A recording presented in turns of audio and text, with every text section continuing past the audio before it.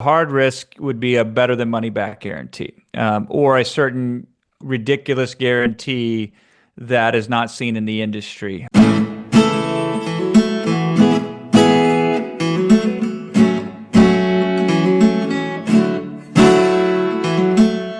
I had a mentor once, just a funny little story about that, but I mean, he's still my mentor, but he was talking about it. There's a lion sitting on the savannah and has a thorn in its paw. What most people are doing metaphorically is saying, buy my offer because you're going to run around the savannah. Life's going to be amazing. You're going to eat the finest zebra meat. You're going to get all the lioness pussy you can possibly handle.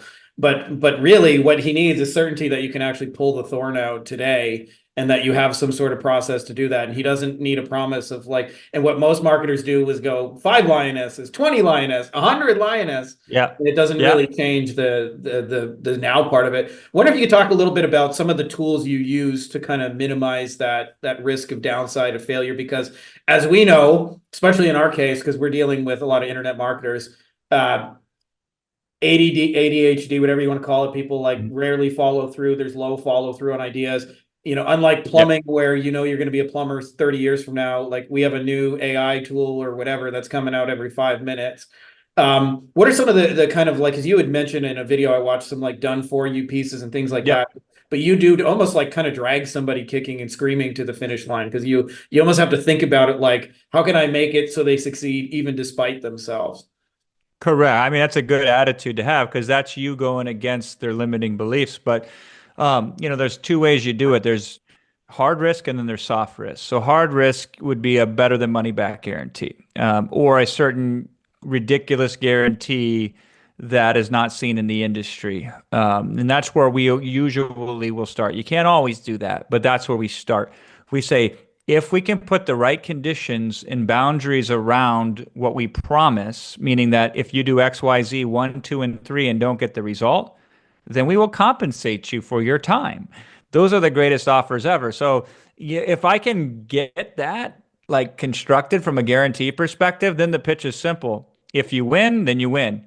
If you lose, then you win.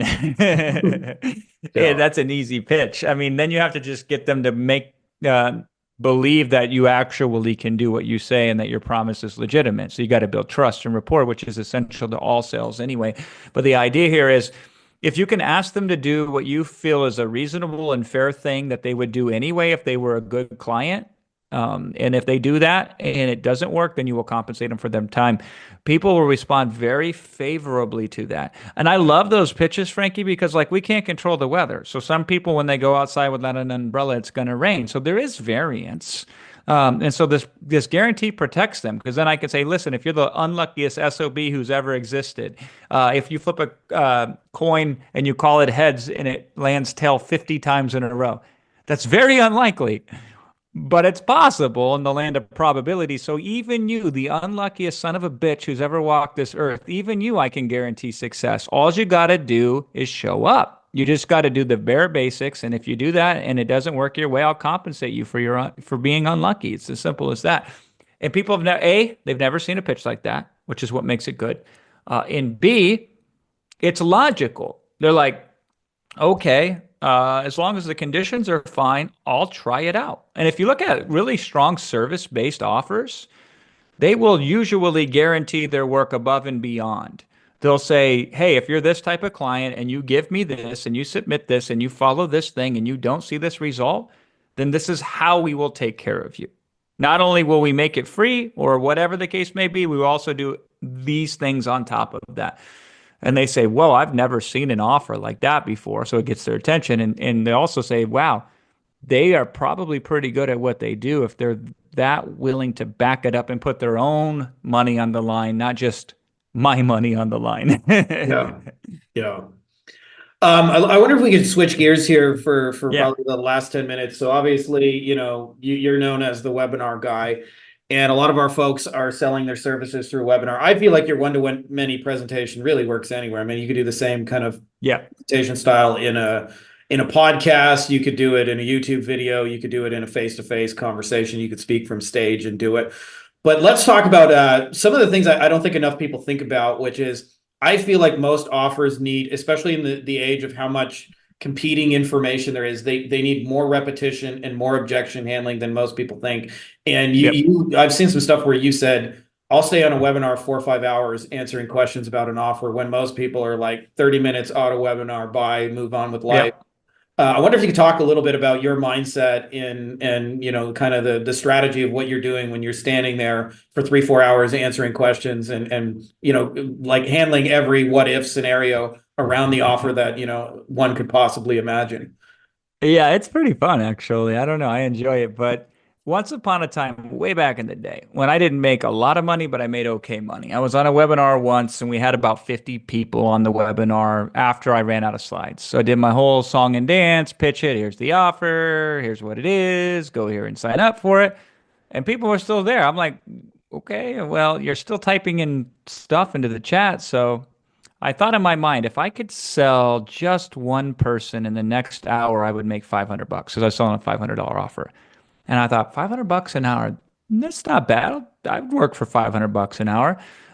So I did. And I sold two. So I actually made $1,000 an hour. I thought, awesome. I just found a hack. I can make 1,000 bucks an hour. I'm not doing one-to-one selling, but there was like only 7 people that were chatting with me. So I'm doing 1 to 7 selling. And I thought, what the hell? There's still 6 people left now. Hour number 2 of this whole just back and forth. There was no more slides or anything. Could I sell another one? And I did. Now, hour number 3, I didn't sell anybody. So, but if you factor that out, I made 3 sales for 3 hours of effort, and that was 500 bucks an hour. So in 2008 or 2009, whenever that was a lot of money for me. I was pretty happy about it. I thought that's all I have to do. So for the next year, that's all I did.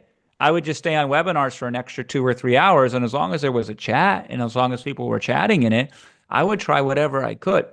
I was just thinking straight up, let's just make some money. What I didn't realize, Frankie, was that I was learning things that would become so much more valuable than just the sales that I closed. Yeah.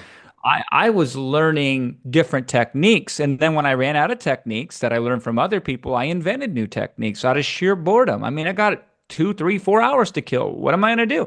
So, I started just trying new things because I ran out of other stuff. And those were the biggest breakthroughs. So all the stuff guys like Hormozi and Brunson and those guys, Russell Brunson, get from me today were the result of being an hour 3 or hour 4 into a webinar experimenting like a mad scientist. I also learned things about the offer during those objections because I'm like, oh, how do I stop this objection from occurring in the first place? Well, maybe if I made this bonus over here, then when somebody said, hey, what about this? I would just say, look at that bonus. That's for you. I created that just for you. And they go, okay, that could work somewhat.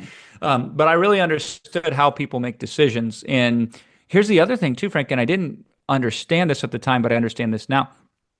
It didn't really matter what objection technique I used.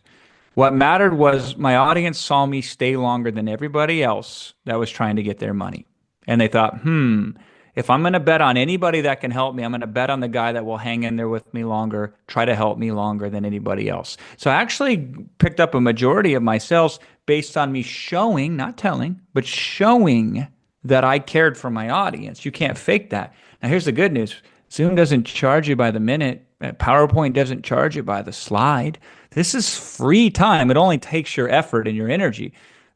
So as long as the output is greater than the input, it's a good deal. And so I think people just give up too early because they're used to the old days where you only had a set amount of time and you had to show up and you left. Or people are thinking it's TikTok brain these days and people don't have the attention span. It's like, I got millions of dollars of reasons that prove the opposite of the case of that.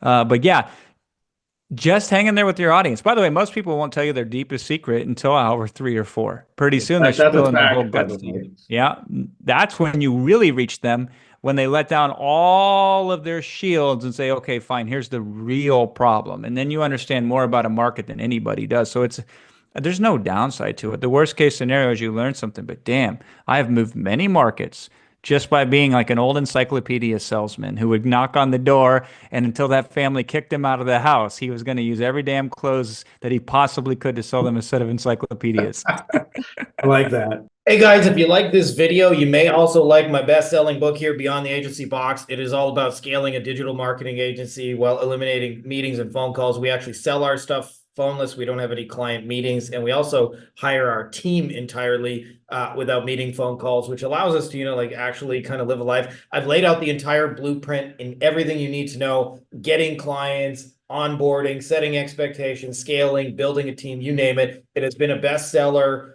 on Amazon now for over 5 straight years, but now you can get it even cheaper than you can get it on Amazon. So I can't tell you the exact price because it may change when this video is released, but there should be a link to it below, either in the description of the video or as well as a pinned comment. So if you're interested in that, check out that video and you can get a copy for super cheap.